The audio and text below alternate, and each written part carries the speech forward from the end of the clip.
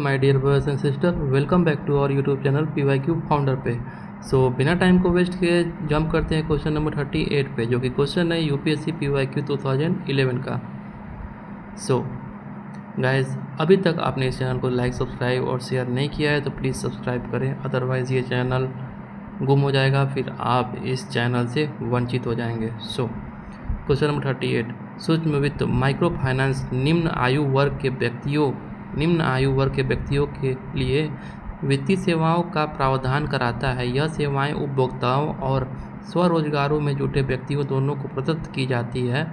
सूक्ष्म वित्त के अंतर्गत जो सेवाएं उपलब्ध की जाती है वह हैं ऋण सुविधाएं, बचत सुविधाएं, बीमा सुविधाएं, निधि अंतरण सुविधाएं। गाइज, अब आप खुद बताओ, अगर आप मेंस का क्वेश्चन लिखोगे माइक्रो फाइनेंस के बारे में, आप लिखोगे कि माइक्रो फाइनेंस क्या क्या बेनिफिट प्रोवाइड कर सकता है निम्न वर्ग के लोगों को, तो आप ये चारों पॉइंट लिखोगे कि नहीं लिखोगे? गाइज, आप खुद बताओ। तो ये इस टाइप का माइंडसेट होना चाहिए कि ऐसा नहीं है कि किसी दो ही स्टेटमेंट तक सीमित रहे, सिर्फ ऋण सुविधाएं और बचत सुविधाएं ही माइक्रो फाइनेंस सुविधा करा सकती है निम्न वर्ग के लोगों को। नहीं गाइज, ये चारों के चारों सुविधा, अगर यहाँ पे 5 स्टेटमेंट 6 स्टेटमेंट होता ना तो आप उसको भी सही करते, बस उसमें कोई गलत कीवर्ड ना ऐड किया हो। This is the broader question and the answer would be D. Thank you so much guys. Please stay tuned on this channel. You will definitely get out of this very good result in this video.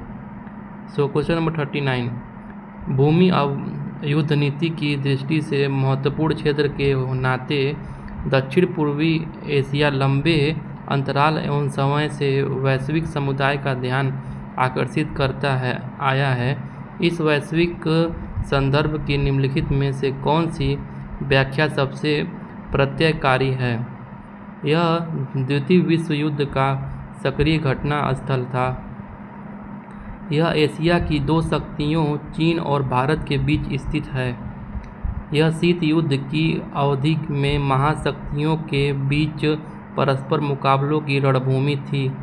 यह प्रशांत महासागर और हिंद महासागर, broad कर रहा है guys, देखो, के बीच स्थित है और इसका चरित्र उत्कृष्ट समुद्रवर्ती है। गाइस, मैं आपको एक बात बता दूं कि स्टेटमेंट नंबर 1 बोल रहा है कि यह द्वितीय विश्व युद्ध। अब आप खुद बताओ गाइस कि यह भूमि नीति युद्ध की दृष्टि में महत्वपूर्ण क्षेत्र होने वाली नीति दक्षिण पूर्व एशिया लंबे अंतराल पर समय, यह वैश्विक संदर्भ से की निम्नलिखित में से। गाइस, मैं आपको बता दूं कि सक्रिय वर्ड ए में सक्रिय घटना स्थल, ऐसे स्टेटमेंट कभी सही नहीं होते हैं जिसमें ऐसे कीवर्ड ऐड किया हो। और आप एक लॉजिकल माइंड से देखोगे कि द्वितीय विश्व युद्ध अचानक से इस स्टेटमेंट में कहाँ से आ जाएगा। बात हो रही है यहाँ पे दक्षिण पूर्व एशिया की। एशिया की दो शक्तियों चीन और भारत के बीच स्थित, चीन और भारत ही बीच क्यों स्थित रहेगा भाई? अदर देश कहाँ जाएंगे वहाँ पे? चाइना तो है ही, रूस कहाँ जाएगा, अमेरिका कहाँ जाएगा? सिर्फ सीमित ही क्यों कर दिया है? जो स्टेटमेंट नैरो करेगा, सीमित रहेगा, वो स्टेटमेंट कटेगा, बी भी कटेगा, ये भी कटेगा।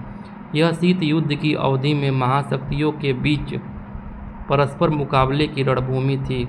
गाइस, ऐसा स्टेटमेंट को आप ढूंढो जिस स्टेटमेंट से कुछ मतलब निकले, जिस स्टेटमेंट से कुछ सेंस निकले, जिसका कुछ मतलब निकले कि उसका एक ब्रॉडर कंसेप्ट सारे एरिया को कवरेज करे। बोल रहा है कि यह प्रशांत महासागर और हिंद महासागर के बीच में स्थित है, उसका चरित्र उत्कृष्ट समुद्रवर्ती है।